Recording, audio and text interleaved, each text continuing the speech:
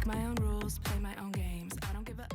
Hi, I'm Rey. And I'm Steph. And this is the SciComm Hotline, where we gossip about all the cringe and exciting ways science is communicated in real life. So let's bring the drama.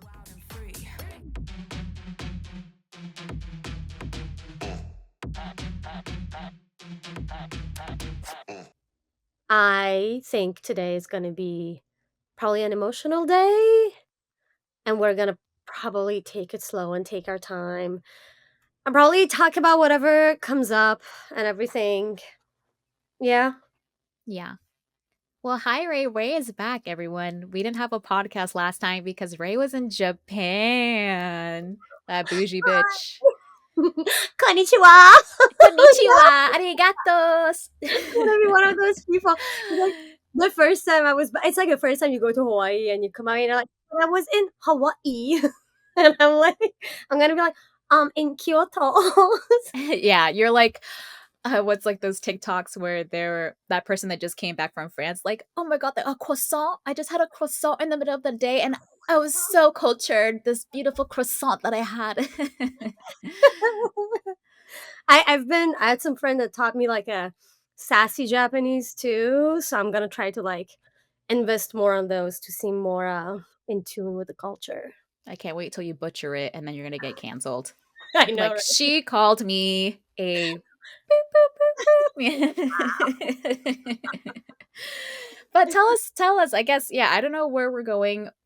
So the reason why we missed the last podcast was because I had Rey do some homework and was to watch the Aspen Institute's panel on how is science going to survive the squeeze. And that panel just like riled me up. And that was also piggybacking off of me coming back from like a weekend vacation to Ohio, where I went to the Air Force Space Museum. And I just like spiraled into an existential crisis of how science is so heavily tied with war and innovation. And yeah, I just did not, it was too raw of emotion. And I said like every other like word, like, and we just had to trash it. It was too vulnerable. I think it was like very vulnerable, and I think you felt you said too much. I felt like I didn't say enough, and it just felt this like I was like, oh, there's like so much I wanted to say, but I was like frozen. And I think you felt like, oh, did that feel like yeah? So I was just on a pedestal, just talking crap out of my butt. And it was just a little bit too messy. We're always open about like vulnerability and authenticity, but it was too chaotic and my thoughts were too raw and not concise that it was just, we just had to toss.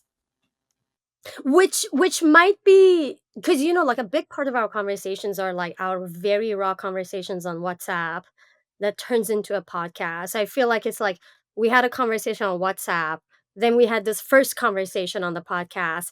And I think in the next few podcasts, some of the raw content of that would be sprinkled into whatever is coming next. Yeah. But more formed.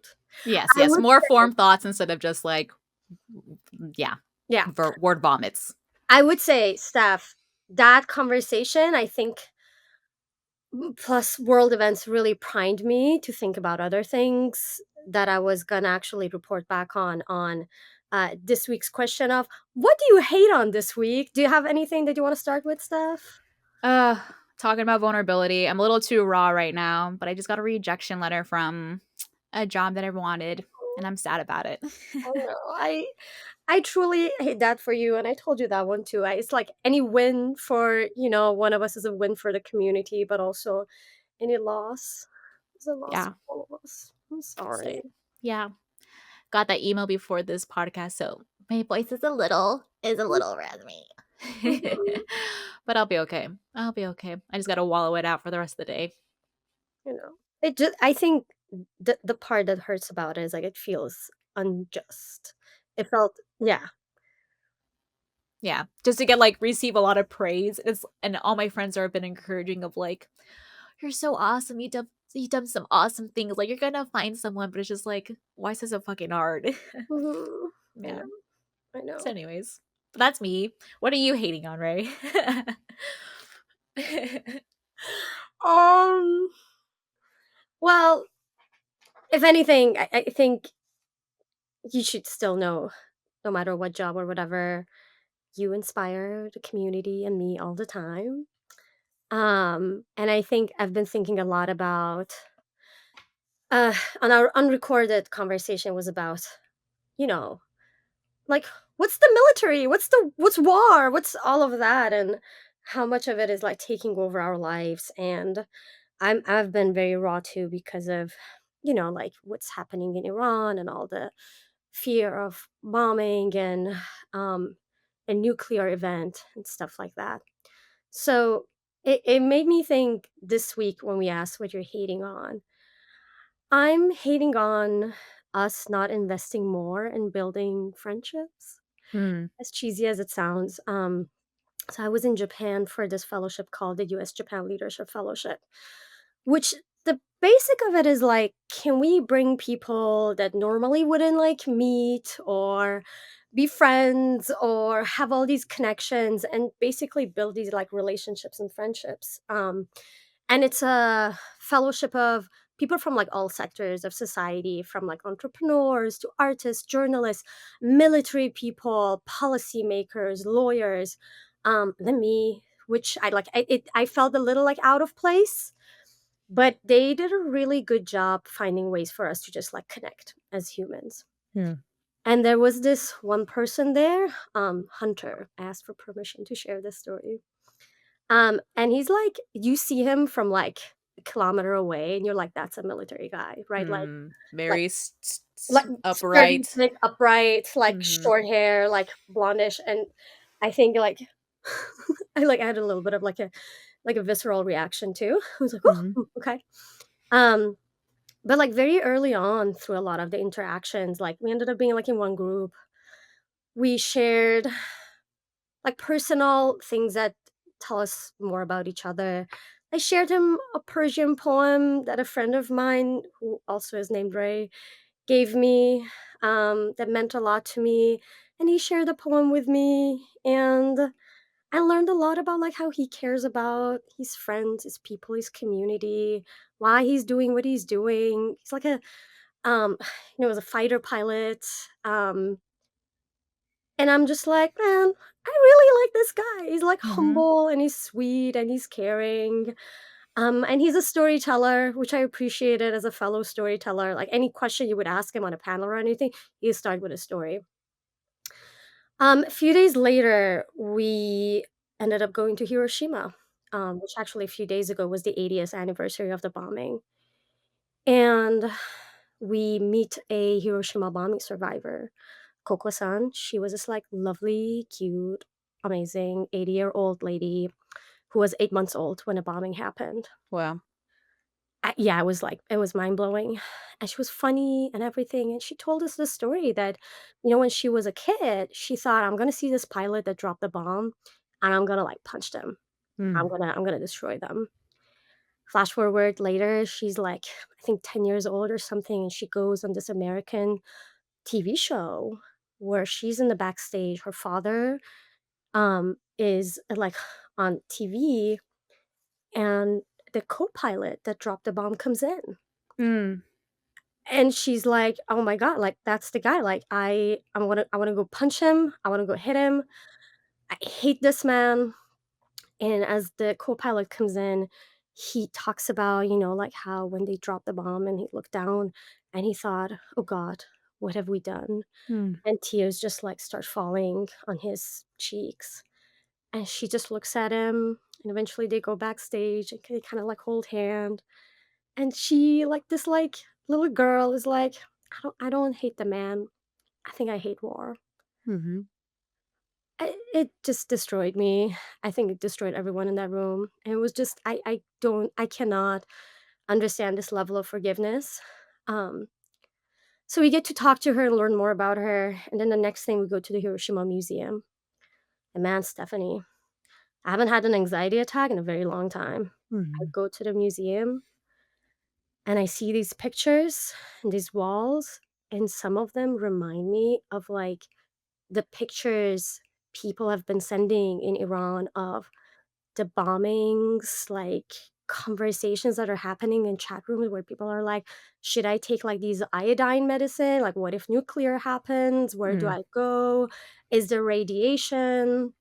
And I look at some of these images, like the red of the fire, man, I have full on anxiety attack at that point. And I can't breathe, and I'm like gasping for air. And I look back to see where my cohort is, and everyone is in. Everyone is already like far into the museum. I don't know where they're going. And the only person left that I could identify is Hunter, the fighter pilot. Mhm. And I have this moment of like you're the reason I'm having a panic attack.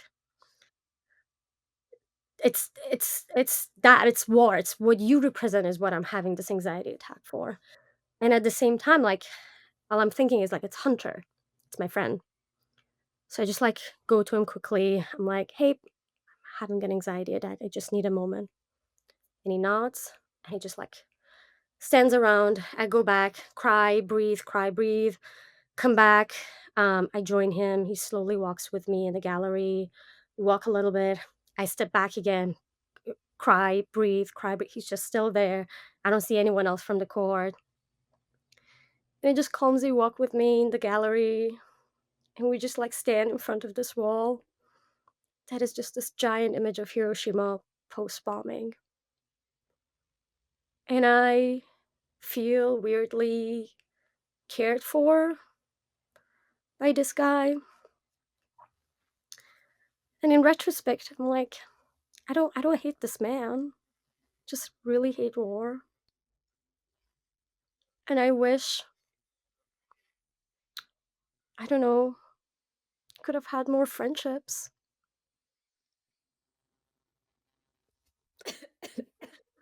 Just choked on my spit, on my snot. Yeah. Yeah. Thanks for sharing that, right? Hmm? Thanks for Hmm. sharing that. Thanks for listening. I felt for some weird reason, for some very weird reason, I feel like I owe it to Coco-san to tell this story because I don't know if she at times probably feels what she's doing has an impact or not. Mhm. But like I feel like every time we share a story of something like that, even if just like has an impact on one person to want more friendships, it's probably good enough. Mhm. I also appreciate sharing this with you because I talked about this before. I feel like in the world of science, there's like so many times where we focus on who is hurting whom and who disagrees with whom and all of that. And Iranians say not to put watermelons under your armpits. It means not to compliment you for a fake reason.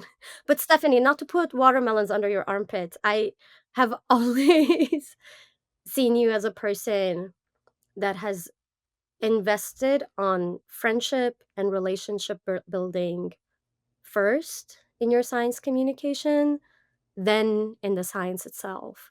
Um, I was wondering if you could tell us a little more about how you do that. How do you do that? You're so focused on community building. How do you do that? I don't know if I am, but I just feel yeah, I feel like I can only owe or attribute success to, like, building community, like yeah. I don't know, your story really, like, moved me. I'm too vulnerable right now. What an Yeah, episode, Steph. Oh I shit, know. we're not recording. No, just Oh joking. my god, I would die. We're gonna have to reschedule this again. Yeah, I don't know, I think, I have so many thoughts. Do share. First thought, not related but related, is that I'm rewatching The Avatar: The Last Airbender. Oh fuck, I love it. And it made me think you saying that made me think of we're on the first season. My husband's never watched it, so I'm making him watch it because I love it. And um Prince Zuko essentially just rescued Aang from being underneath the capture of one of the generals. And Prizuka, who's the bad guy. yeah, who's a bad guy representing the Fire Nation. Right. Aang is the Avatar, who is pretty much a prophecy, like this person that can master all the elements and bring peace and stop the war that the Fire Nation has started. And Aang, when Zuko kind of like wakes up from their escape, Aang was like, I really think that we could be friends if you weren't.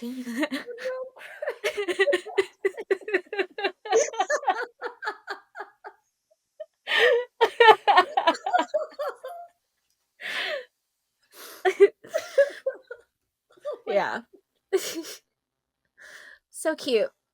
And it's like, this is like a 12-year-old little monk and like a kid's cartoon, which is about like war. And like, yeah, in the last podcast we talked about of just how one of the existential thoughts that I had was how conflicting it feels that science is always like pushing innovation, but it's always at the cost of war. And like a friend said, like, well, we wouldn't have the freedom that we have in our country, as in the United States, if it wasn't for it. And I was like, fuck, like that's such a conflicting feeling, Right. to like be the reason for so much destruction in other parts of the world, but then have like a level of privilege and safety by being a part of the United States, and not feeling that we sometimes feeling like hopeless of like what we can do about it. And so like the only thing we can do is like look into our communities and our friendships, Yeah. So yeah, like I tell Ray sometimes, or I don't even know if I told Ray, but I tell some friends that sometimes I don't like calling myself a science communicator because I honestly don't really care about science. I care about science, but when I started Future Doctors, it was mostly highlighting the people. It was highlighting the scientists behind the science that we're doing. And yeah, just feeling a part, being a part of something that feels bigger than yourself, and recognizing that people next to you to like build something bigger than yourself. And for even me to even get to go into graduate school was because of community initiatives such as the McNair program, which is like a trio program for like first generation students and underrepresented students, low income students, to even afford the opportunity to like get higher, like go into a higher level of academia. I think that's where it started off, because it's like, yes, my parents went into pretty much trades and like sales, and both my siblings didn't really go through, like they went to community college, but like my sister didn't finish, and she just got married and went into sales. And then my brother went more into the arts. And so for me, I had to like navigate all that by myself. And it took finding resources and finding other communities to be a part of, and to make me feel that I like stood a chance at something. And so I think, like the community building just comes down to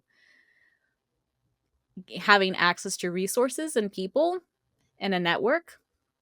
And then also realizing that like as we continue to move forward, like how are we opening those doors up for other people as well? Yeah.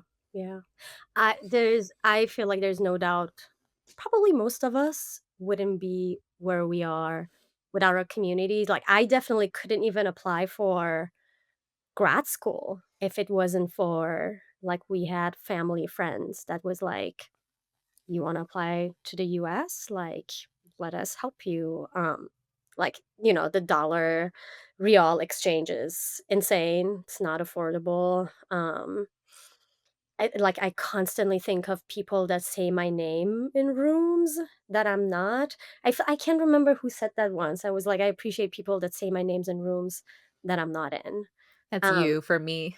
it's you for me. Like the number of I like something like I see people who are like, oh yeah, like Monica like introduced me, or Mhm. Stephanie told me about you, or all these names that I keep hearing. I'm like, man, this is like I am so in debt, and it's like always this guilt of like, how can I do the same thing for other people?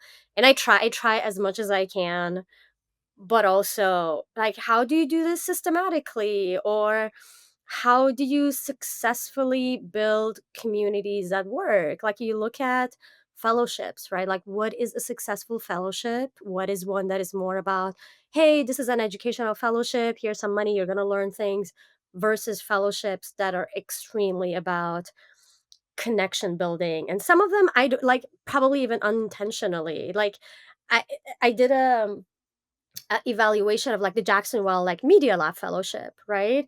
And we had the questions of like what were like expected outcomes, or like what like based on like the goals that you had for the fellowships and stuff. And you say like, oh yeah, like I gained these skills. I got to like talk to like this fancy people in the industry that I would normally not go to. And when you ask them about like unexpected outcomes, so much it ends up being like, oh, like the peer community that I made, the friendships. There were people that were like, I am not even in contact with that community, like, of filmmakers anymore, but, like, I have my friends, Yeah. and those are the ones. So, yeah, I'm constantly, like, thinking, how do you build those, like, communities of friends? Maybe we can talk about Jackson because for those of our 30 listeners, now we're growing a little. For those that don't know, yeah, like Ray and I met at Jackson Wild Media Lab. And so it was technically, I guess, marketed, but it's an opportunity for people in NGOs, filmmakers, scientists, and science communicators to just have an intense 10-day workshop on science filmmaking and then also get access to a summit that is very expensive. Is usually like documentary filmmakers that have been in the industry for some time that come together for this. And it's not cheap and it's not accessible. Yep. But through this workshop, is an opportunity to bring in early mid-career people that really need a a leg up in terms of like getting into the network, Mhm. or just opportunities by being a part of the space. And that's how you, me, and Alex connected. Yeah, yeah. Which is so funny to think about too, because Alex, I stalked, quote unquote stalked, because Alex is part of the science, Alex Danis is part of the science YouTube space. So Alex by herself was doing YouTube and producing her own content as a graduate student. And there was this uh Destin Sandlin from Smart Every Day, who's a very popular science YouTuber, is all about community. And he started this thing called ThinkerCon. So he brought all like the educational science YouTubers together for like a weekend conference for to be amongst peers, to have opportunities with potential funders or like ad and sponsors. And then they open it up. The last day they had like an event where they open it up to the public so the public can come and interact with these YouTubers. And I went in, I was able to like finesse my way in to represent Vanderbilt, to be like a potential like collaborator. And I got to like meet Alex Davis and all these other science YouTubers like Emily Grassley and Becky Stern, that now I'm a peer. They're like my peer, Mhm. and they see me as like a friend and collaborator. And then to see Alex again at Jackson Wild, I was like, oh crap, this is so crazy. But now Alex, I went on like talking about the friendships that we made, because it feels like an intense summer camp. Mhm. And that intensity of like having to wake up with each other at like 6 a.m., Mhm. having 3 or 4 days to like pull off a 5-minute mini doc that we're going to present at the end of the summit, like that level of intensity, you have to work really closely with your Right. friends. Um, and then yeah, and so then, but at the end of that, once we present, like the pressure's off, and then we all are just together mingling, going to these parties, just like having fun it just feels like an adult summer camp. Right. And it's like trauma bonding mixed with like summer camp vibes. It's like what really forms these strong relationships, because like we ended up having a group WhatsApp, and we still, Mm, what you mentioned earlier, where we bring each other's names up in rooms. We then saw the capability of our peers, yeah. and everyone has their own network, but we're still able to cross collaborate and think of one another for potential other opportunities. And so Right. I feel like that with McNair going into graduate school, with Jackson Wild being in the science documentary space, now being in like the science YouTube space. And it's all really about like, how do we form a safe space, to a lack of a better word, um, where you can like trust your peers. You can have these honest conversations without any, maybe not slight judgment, but like also, yeah, a place where we can be vulnerable, Right. have friendship to like lean on, Right. and then we're in a place where we're constantly uplifting each other. Right. Right. It's so funny you say summer camp, because I think literally someone from the Japan Fellowship was like, "Oh, this was like an adult summer camp Mhm. that we literally did," and it's interesting that I think successful fellowships and events like that, I think, have two very important components. Maybe no, three.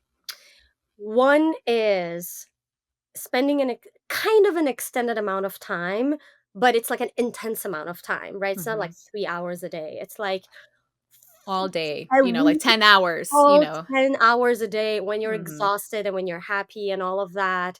Um, but also you add a little bit of like the element of like vulnerability in it. So in like the Japan Fellowship, you had opportunities where you're like, you talk about things that matter to you, or you get to like open up. You have like all this like long walks you get to do in like different, when you're headed somewhere where you get to like open up and be vulnerable, or being in Hiroshima, like a place like that just makes you like vulnerable times like a billion.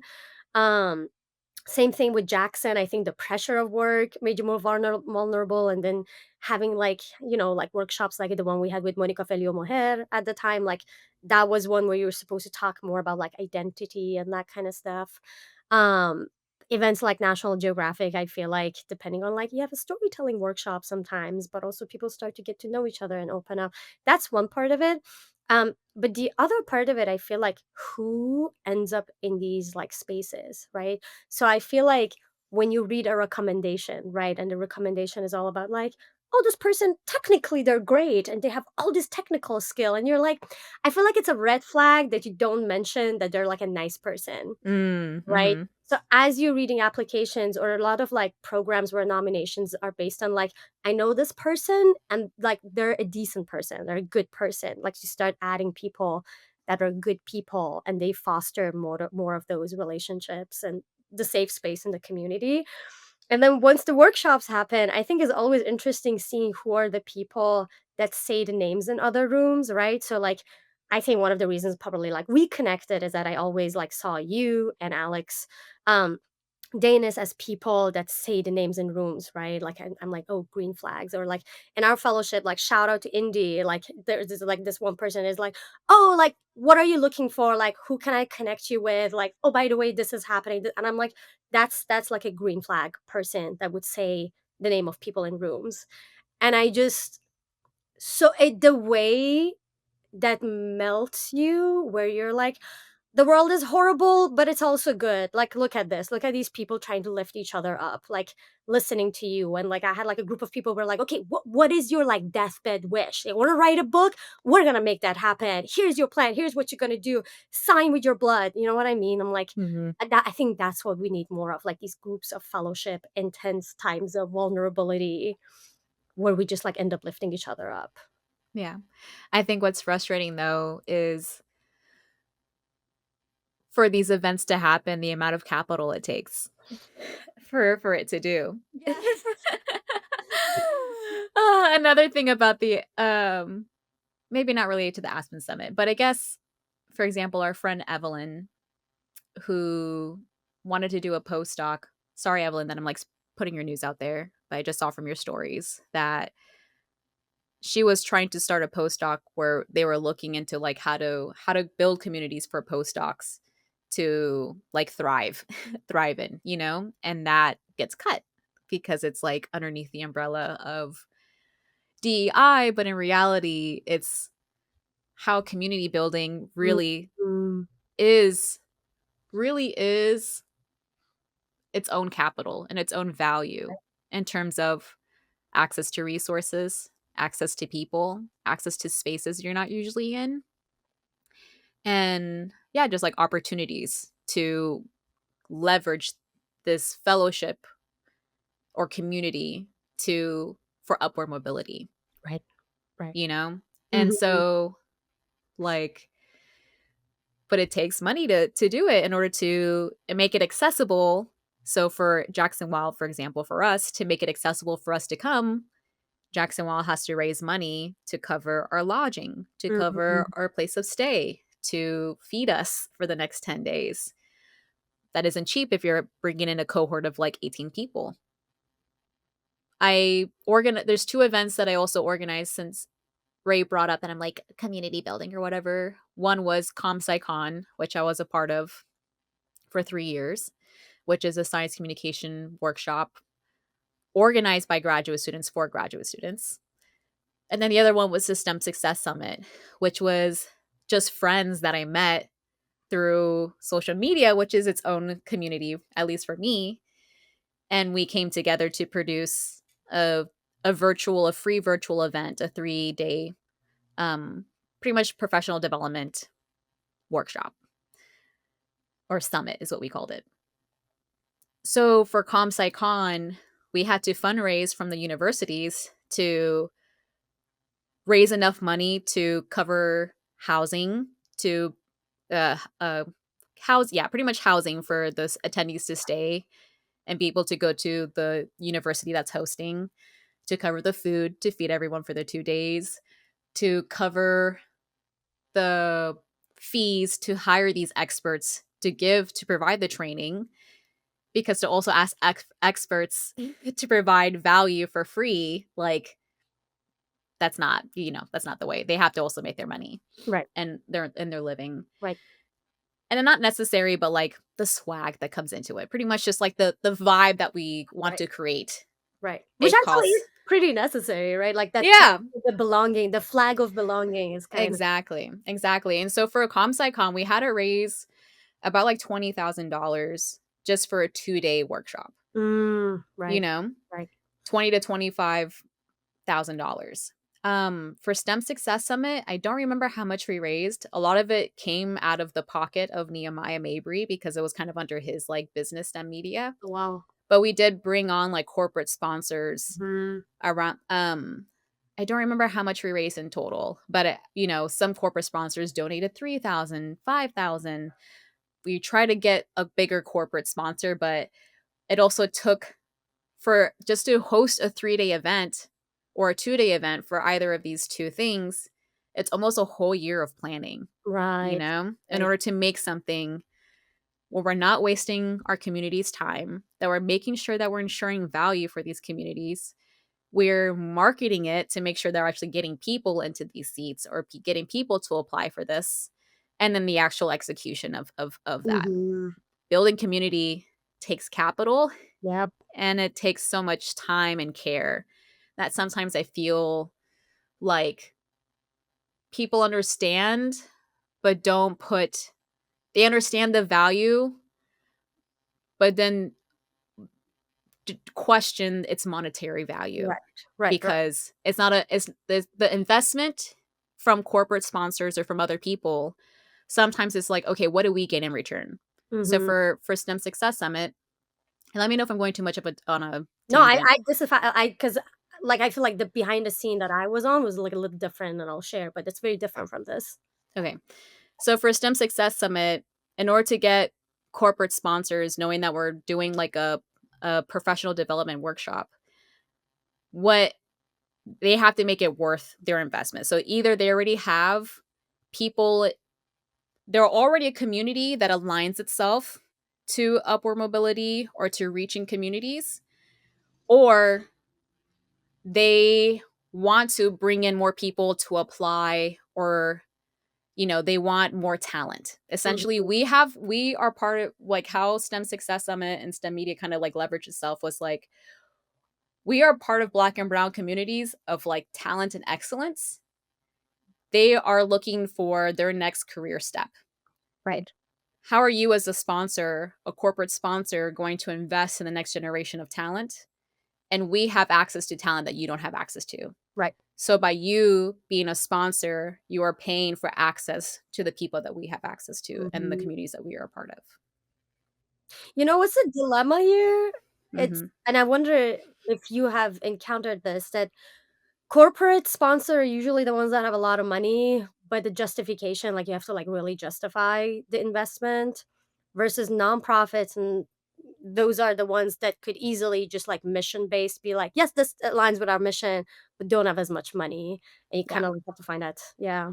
Yeah, and I think that's why people, for when they are hosting or organizing these types of things, have to diversify the type of people they go up to, and they also have tiers of like sponsorship.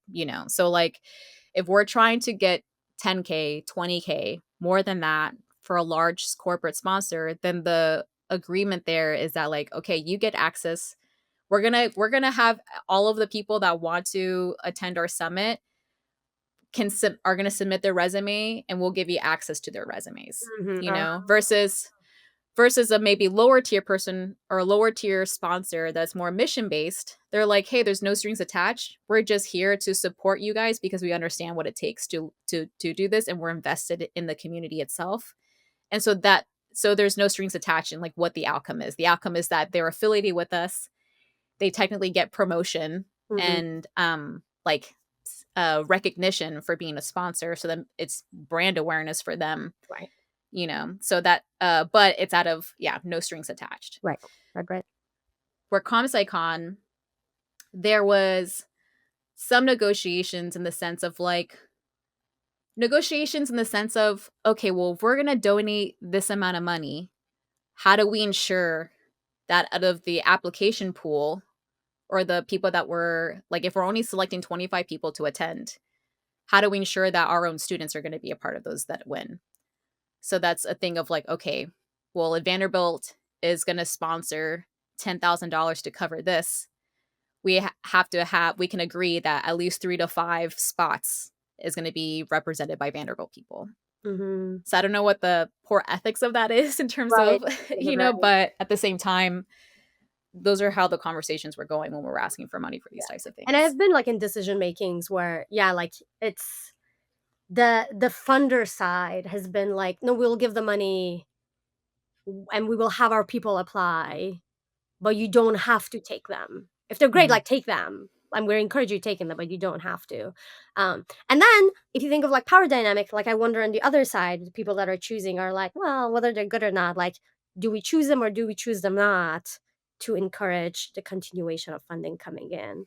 Mhm. Um Yeah, I would say I think if you would have probably asked me like 5 years ago with like corporate funders, I think I would have been like, "Ooh, corporate funders." But now I'm like, no, if they're like helping with like the careers, and then there's something about like, "Oh, you did our fellowship that we funded that. Now you are like working for us and all of that." Like, how lovely. It's like a beautiful system of, I mean, depending on like if they're evil or not, but you know what I mean. I think there's something nice about just like career building. And being like on the other side of that, where for a very short amount of time when we were like the funders for a lot of like these programs, I think the freedom that comes with, I feel like a rich foundation is like the nice combination of like corporate money, like combined with mission driven work. So Mm. all I'm expecting from you is to see a form of like your mission aligns with me, whether it's like elevate the status of science, build like more awareness, build trust with science.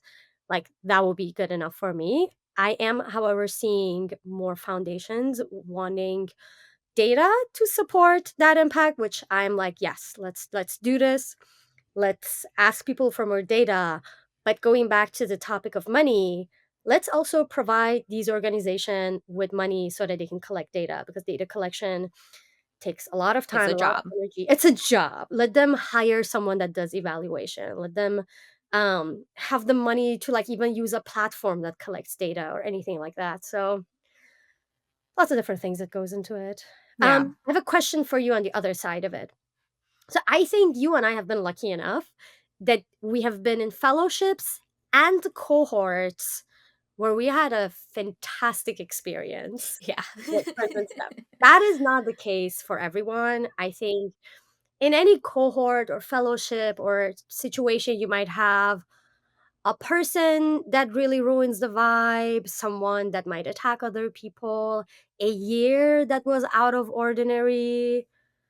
How Let me figure out what my question is. I think my question is, how do you try to avoid that as an organizer? And once it happens, what do you do? Mm. Mm-hmm, Or like mm-hmm. what is the threat? Because we identify the points of like this might be things that are very important for a good, friendly fellowship. What are the things that are like red flags? Okay, so for example, for at least the STEM Success Summit, we were clear and upfront about our code of conduct. Like Mhm. what we're accepting, what is not tolerable, and the consequences for any of those inactions. I think we're clear for both of those in the STEM Success Summit and ComSciCon Right. in terms of like, this is the environment that we're encapsulating. This is what we're trying to strive for. You know, this is not the behavior that is tolerable in Right. these places. I think some other situations that I haven't personally gone through, but I've heard some other peers go through in similar community-based Yeah. stuff is when there is a lack of clear mentoring. You know, whenever you are in a space where you just kind of feel like left to your own devices, there's no clear structure, or Mhm. there is a structure, but it doesn't even feel like the facilitators are invested in it anymore, then that is like something that you as a fellow or an attendee can't really prepare for. But as facilitators, you need to have someone to be like checking each other's to making sure that when you're starting these types of events where people are relying on you Yeah. for value, skill gain, for these upward career mobilities that you promise them by them applying to these things, and you're not showing up as your full self, you're letting them down. And Right. so like how do you make sure that the people that you're bringing on to be the face or the head of these types of things are like bringing their A games for these people? Yeah. Because Mhm. Yeah, I would like if I had to like summarize what you're saying, like one of the latest fellowships that I wasn't a fellow, but I was on the other side of it with the Gilliam Fellowship, like at SHMI. I think and I hope like any Gilliam fellow knows that they are the absolute superstars. And I think the facilitators, I think a part of their role is to let the fellows know that you are the superstar. Everything here is designed and made to make you feel absolutely special. And the complete opposite of that would be like we have talked about like some of the other fellowships or experience that we have seen where someone is like, am I like not the priority here? Like, because I thought I came into this fellowship as like the absolute best person for this, and I'm not getting that. Or we have seen situations where like one person felt that they're the superstar, and the other Mm. person felt like, oh, I don't feel like there's like a fair distribution of that superstar feeling. So it's kind of like a mix of, first of all, there is structure and planning, which shows that I appreciate and respect you so much that I put thought in every single bit of this program. But also, I'm gonna make sure you understand how special you are. Um, does that Yeah, I don't know if special is the right word, but also like we don't want to be wasting people's time, right? because in order to be a part of these fellowships, we're asking people to, it could be as short as a weekend, it Mm-hmm. can be as long as a week or 2 weeks in your case, and then some fellowships are a year long, Right. so like how are we making sure that the investment that we're putting in order to organize these large communities, that same investment is felt at the individual level Right. as well. Right. Right. I would say another thing that comes to mind is conflict will happen, right? Like, Yeah. I think it's inevitable at some point, and some fellowships for some people, there will be conflict. And I guess a big part of it would be like, how do you manage that conflict? Are you going to Mhm. step in? Are you just going to like let it destroy someone's experience or some people's experience? Or are you able to facilitate conflict Mm. and maybe learn from that and figure out what are like the procedures you're going to put in place to avoid that certain kind of conflict? So let's say um there was like a different fellowship I remember where there was just like one group where like one person just like took over, right? And there was conflict and no one could like talk about how they feel, what they want to do. They had a stronger voice. And if that is not facilitated, like that's it, that's that experience. So maybe for the next years, it would be a mechanism of like, hey, at the end of the day, each group is going to sit together. They're going to share what they felt that they got out of the group and they're appreciated for, and what is a request they have from the group for the next day. Mm. For example, right? Like, Mhm. Mhm. how do you figure out how to make everyone feel seen and heard? Yeah, that is the thing. That is the question. Because even for like my own experience, there are a lot of variables that go into building community, and it really depends on like the type of fellowship or training that you're getting. So for the summit, I know it wasn't interpersonal between people, Hmm. but it was more from our community of like this isn't accessible for the hard of hearing community if they Right. want to be a part of this. So being open and receptive to that criticism Hmm. and like having an effort to like do something about it, even if it's just temporary, but at least showing initiative that like, okay, I hear you. We're going to try to write this in some way. Right.